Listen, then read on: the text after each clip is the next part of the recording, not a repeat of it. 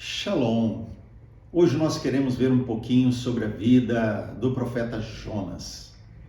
Jonas, ele viveu provavelmente durante o reino de Jeroboão II, que foi um rei muito iníquo em Israel. Lembra? Israel, o reino do norte, Judá, o reino do sul.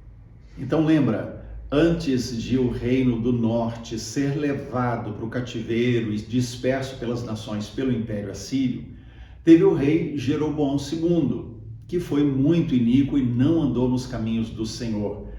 E a Assíria, então, foi, nessa época, um instrumento de Deus para invadir Israel. E os judeus foram dispersos. E o Império Assírio, ele era muito duro com aqueles que eles invadiam. Eles eram perversos. E é justamente em Nínive, a capital da Assíria, que Jonas deveria ir. É lá que ele deveria pregar a sua palavra de arrependimento. Por isso Jonas, ele reluta em ir lá. Ele não quer ir. Por quê? Porque ele quer que Deus julgue aquele povo, porque eles invadiram Israel e eles fizeram tantas barbaridades e dispersaram o povo pelas nações. Então, Jonas, ele é chamado a ir lá. E o que acontece é que ele reluta, ele foge, e Deus vai alcançar Jonas lá no meio do mar, e quando Jonas volta pela segunda vez, então ele obedece e vai a Nínive pregar o arrependimento. No capítulo 3 do livro do profeta Jonas, os versos de 1 a 5, diz assim: Veio a palavra do Senhor segunda vez a Jonas, dizendo: Dispõe-te, vai à grande cidade de Nínive e proclama contra ela a mensagem que eu te digo. Levantou-se, pois, Jonas e foi a Nínive, segundo a palavra do Senhor.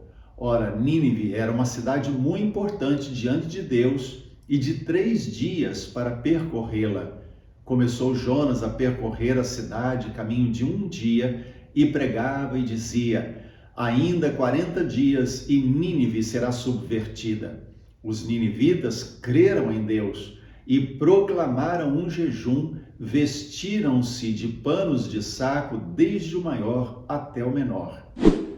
Uau! E se a gente continua lendo, nós vemos que até o rei, ele aderiu a isso e proclamou um jejum no meio do povo. Todos deveriam jejuar em arrependimento, em quebrantamento diante do Deus que Jonas estava anunciando.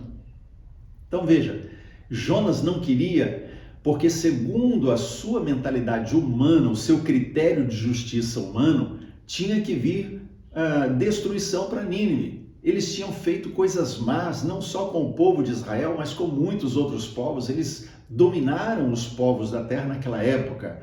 Então, eles tinham que ser castigados. Mas Deus não segue a nossa lógica. E Deus decidiu que queria trazer bênção sobre aquele povo. Mas Deus não poderia trazer bênção sem o arrependimento. Lembra, quando a gente está em pecado, sem arrependimento, não adianta querer a bênção de Deus. Precisamos tratar o pecado para que a graça de Deus possa nos abençoar. Então, no caso, Nínive, o povo daquela cidade, da capital da Síria, se converte, se volta para o Senhor, e Deus então libera bênção sobre eles. E a destruição que deveria vir sobre Nínive como juízo de Deus, inclusive que Jonas anunciou, mas era para arrependimento, né? Levou 200 anos, ou seja, aquele povo foi poupado 200 anos. Por quê? Porque eles se quebrantaram e se arrependeram dos seus pecados. Deus é assim, cheio de graça e de misericórdia para com aqueles que se arrependem e buscam a sua face.